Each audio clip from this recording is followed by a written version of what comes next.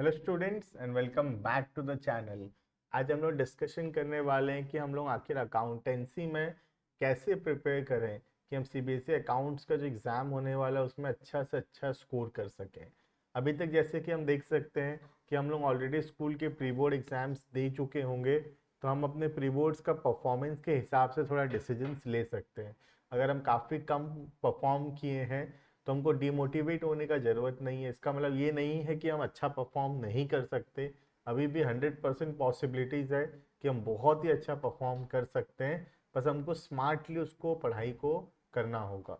सबसे पहले हमको देखना होगा कि हम कौन से चैप्टर्स में वीक हैं और कौन से चैप्टर से ज़्यादा वेटेज मार्क्स आ रहा है। उसके हिसाब से हम लोग को जो चैप्टर्स में ज़्यादा वेटेज है पहले उसको कवर अप कर लेना चाहिए। उसके बाद हमको ज़्यादा से ज़्यादा सैम्पल पेपर्स प्रैक्टिस करना चाहिए, बिकॉज उसमें हमको प्रैक्टिस होगा एमसीक्यू टाइप क्वेश्चंस का। क्योंकि एमसीक्यू क्वेश्चंस अगर हम प्रैक्टिस नहीं किए होंगे तो हम एग्जाम में वैसे एमसीक्यू क्वेश्चंस नहीं कर पाएंगे।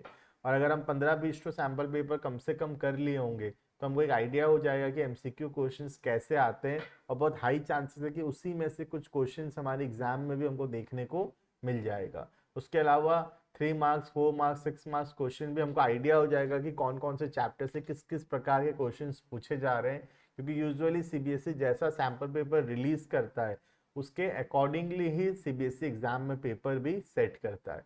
तो अननेसेसरीली बहुत बहुत डिफिकल्ट क्वेश्चंस करके हम टाइम वेस्ट ना करके हम सैम्पल पेपर के हिसाब से प्रिपरेशन कर सकते हैं। जैसे हमारे सैम्पल पेपर्स में क्वेश्चंस दिए हुए हैं उसके टाइप ऑफ क्वेश्चन हम प्रैक्टिस कर सकते हैं, जिससे हमारा रिजल्ट बहुत अच्छा हो सकता है।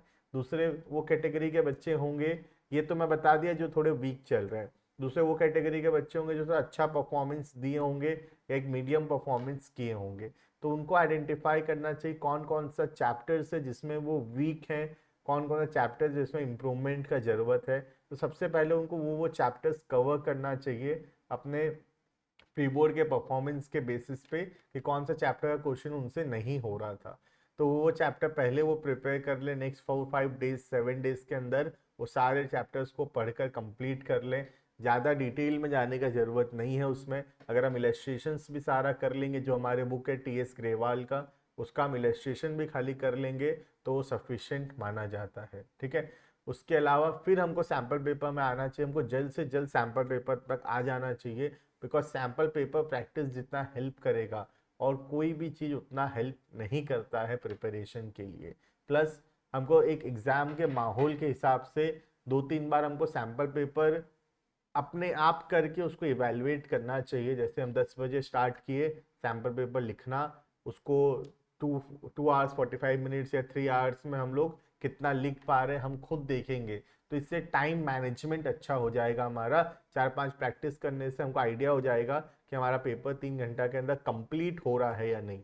और उसी के अकॉर्डिंगली हम जो मेन बोर्ड एग्जाम्स होगा उसमें अपना जो स्पीड है राइटिंग का उस हिसाब से मेंटेन कर सकते हैं। ठीक है। इसके अलावा हम खुद अगर इवेलुएट करेंगे एग्जाम, हम जो देंगे सैम्पल पेपर वाला एग्जाम खुद अगर इवेलुएट करेंगे तो हमको आइडिया भी हो जाएगा कि कौन कौन सा चैप्टर्स हमसे नहीं बन रहा है, कौन कौन से चैप्टर से क्वेश्चन में हमको दिक्कत आ रहा है।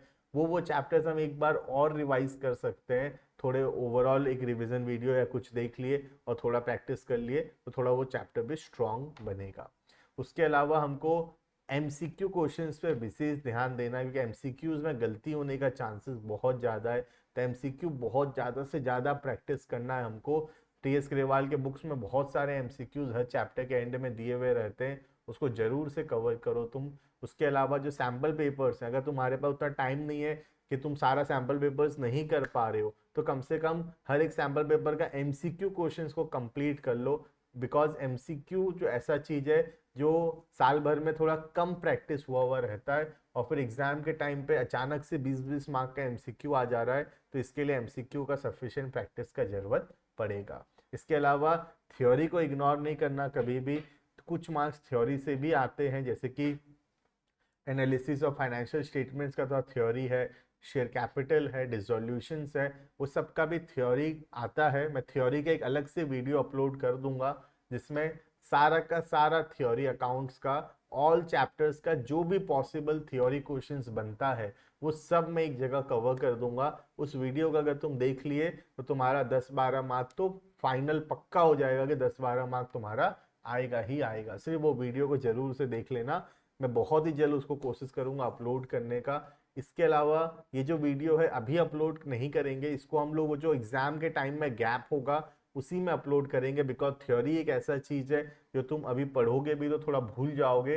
वो थ्योरी को उसी समय अपने कवर कर लेंगे ताकि वो एग्जाम के समय थोड़ा फ्रेश रहेगा और हमको याद भी रहेगा। ठीक है, बाकी और कोई भी दिक्कत तुमको हो रहा है तो तुम कमेंट करके बता सकते हो, उसके अकॉर्डिंगली मैं तुमको स्ट्रेटेजीज बता पाऊंगा कि कैसे हमको प्रिपेयर करना है। सबसे पहले तो हमको एक सेल्फ कॉन्फिडेंस रखना है, डिमोटिवेट नहीं होना है।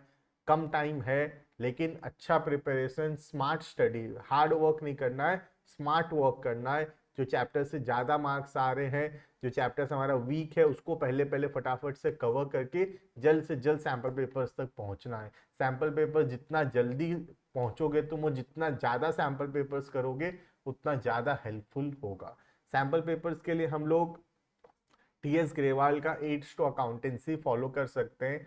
उसके अलावा और भी बहुत सारे मार्केट में सैम्पल पेपर्स मौजूद हैं, वो भी काफ़ी अच्छे सैम्पल पेपर्स दिए हुए हैं। लेकिन मेरा पर्सनल फेवरेट है टीएस ग्रेवाल वाला एड्स टू अकाउंटेंसी, क्योंकि मैं काफ़ी बार देखा हूँ कि जो चैप्टर्स जो क्वेश्चंस आते हैं एग्जाम में वो काफ़ी हद तक रिलेट करता है उन सैम्पल पेपर्स में जो उस बुक में दिया हुआ है।